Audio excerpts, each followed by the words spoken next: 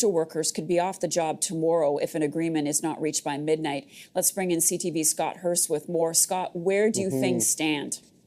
Marcia, you nailed it. Time is running out, and this potential strike is looming large over the negotiating table, but also for millions of Canadians and Canadian businesses that rely on Canada Post. And postal workers could be off the job as early as tomorrow morning.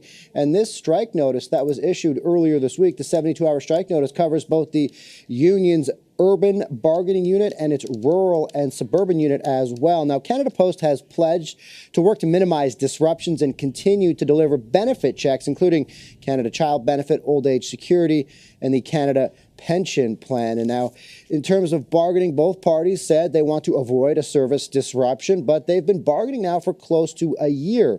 Postal workers are pushing for better wages and working conditions, such as improved rights for temporary employees as well. Meanwhile, Canada Post has countered by highlighting its significant dire financial situation, mentioning that it's losing about $490 million in the first half of this year. So, Marcia, so far this morning, we have reached out to both sides to see if there are any significant updates at the bargaining table or to get more clarity in terms of what tomorrow morning might look like if there are rotating strikes and how it might affect Canadians. So far, we have not heard back from either side at the bargaining table, but this strike is looming large over negotiations and Canadians as well, as postal workers could be off the job as early, Marcia, as tomorrow morning now. At what point will the government step in here, Scott?